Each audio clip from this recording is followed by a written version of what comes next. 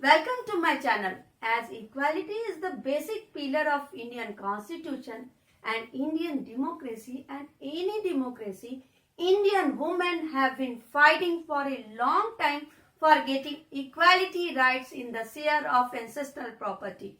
In 2005, Indian Parliament passed Amendment Act of Hindu Succession Act, according to which Indian women or daughters would get equality rights in the share of ancestral property. But how this act would be implemented or how this act would be applied, about this lot of confusions were there. Many cases were pending in courts in the absence of the proper interpretation of this Amendment Act. Finally, by the verdict of 11th August 2020, Supreme Court cleared all the confusion on the application of this Amendment Act. So in this video, we will discuss about the Supreme Court verdict on Indian women inheritance right. For knowing about this verdict, we must know about 1956 Hindu Succession Act, 2005 Amendment Act of Hindu Succession Act, then previous verdict of Supreme Court on the application of this Amendment Act, recent verdict of Supreme Court, positive and negative impact of this verdict, and how this verdict can be implemented in Indian society. So this video will be very informative. Be with this video till end. What is the Hindu Succession Act 1956? It was act of the parliament which was based on Mitakshara school of Hindu law. The Mitakshara school of Hindu law was codified as the Hindu Succession Act 1956. It provided succession and inheritance right to Hindu. According to this law, only males were considered as the co-partners. Co-partners means the people those who have right to property. Daughters were not considered as the co-partners.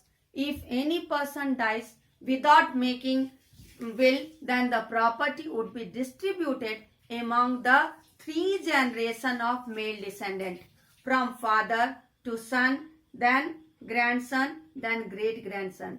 Daughters would not get any share of property. 6. Jains, Buddhist, followers of Arya Samaj, Brahma Samaj also were considered as Hindu. This law would not be applicable on Muslims, Christians, Parsi or Jews. The Mitakshara school of Hindu law, on which the Hindu Succession Act 1956 was based, was also based on gender discrimination.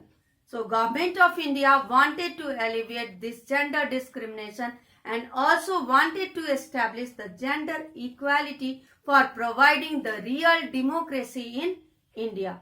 So Government of India amended this Succession Act in 2005 during UPA regime, and women were recognized as co-partner for property partitions arising from 2005. Section 6 of Hindu Succession Act 1956 was amended to make daughter a co-partner as the son.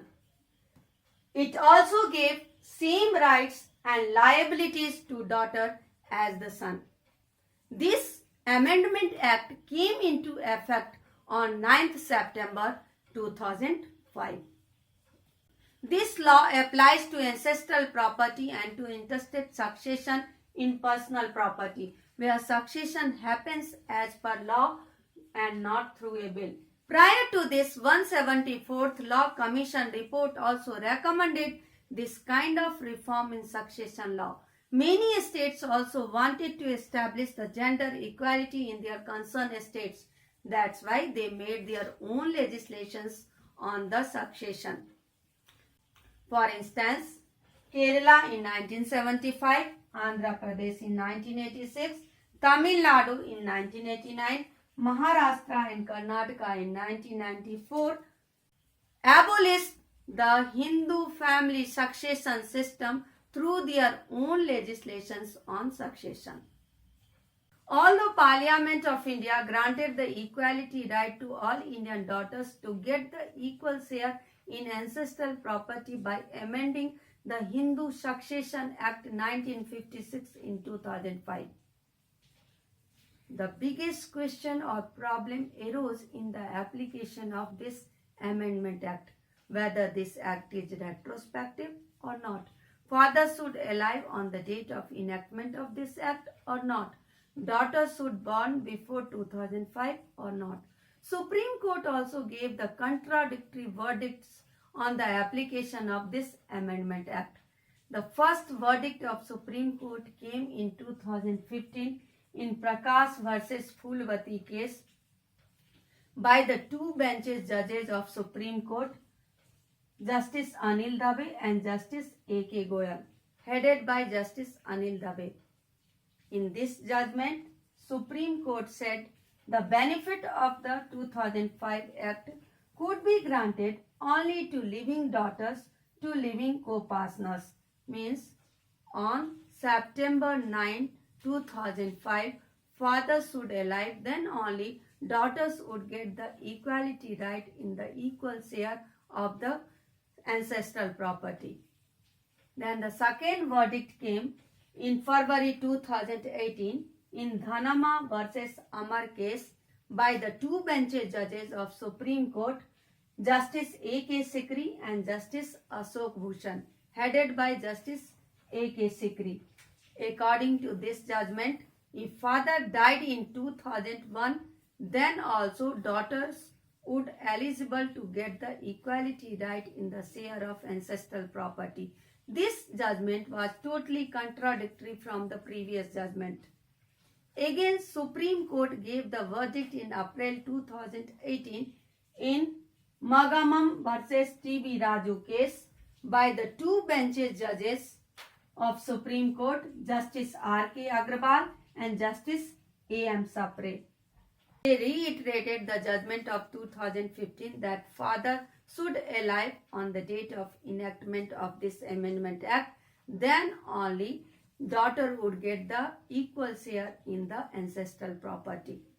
Now Supreme Court cleared all the confusion on the application of this Amendment Act in the case of Binita Sharma and Rakesh Sharma by the three benches judges, Justice Arun Mishra, Justice A. Abdul Nazir and Justice M.P. Shah, headed by Justice Arun Mishra. In the landmark judgment of Supreme Court, Justice Arun Mishra said, Hindu women are co-partner by birth. Once a daughter, always a daughter. Her right does not depend on whether her father was alive or not when the law came into effect in 2005. So daughters are also eligible to get the equal share in property. Daughters are the co-partner as the son. As the son, daughters are also co-partner by birth. The key highlights of the verdict of Hindu women inheritance right are Supreme Court rules 2005 amendment to Hindu Succession Act to be implemented retrospectively. Supreme Court asks High Courts to resolve for all pending litigation around inheritance for women within 6 months. In a 121 pages judgment, Supreme Court said, since the rights to co-partnery are created at birth, it will be applicable to all daughters, even those born before 2005. Let us see some positive and negative aspects of this verdict. Some positive aspects of this verdict are establishes the equality-based society. This verdict would be implemented as per the law. Definitely, we could establish the equality-based society. Eradicates the gender discrimination. This law also will eradicate the gender discrimination in India. It is helpful for the destitute woman. Now some negative aspects of this verdict. The male-dominated society would never accept this verdict wholeheartedly, because they would always think that their domination should continue. The father's property should not be given to daughter. This would create the disharmony between brother and sister. If sister would demand share in the ancestral property, definitely it would lead to the disharmony between sister and brother, because the male dominated society, the patriarchal society, would never agree to give the equal share to daughters. Now the question is how this law can be implemented. First, parents should give the equal share to daughters as son in the ancestral property, because in many cases it has been seen that parents are not agree to give the equal share to their daughters as sons. Then daughters should aware of their rights. In many cases, daughters don't know about the equality right in the ancestral property. They should know about the equality right in the share of ancestral property, and they should try to convince their parents as well as their brothers about the equal share of the ancestral property. And brothers should not assume that daughters are given their share at the time of marriage.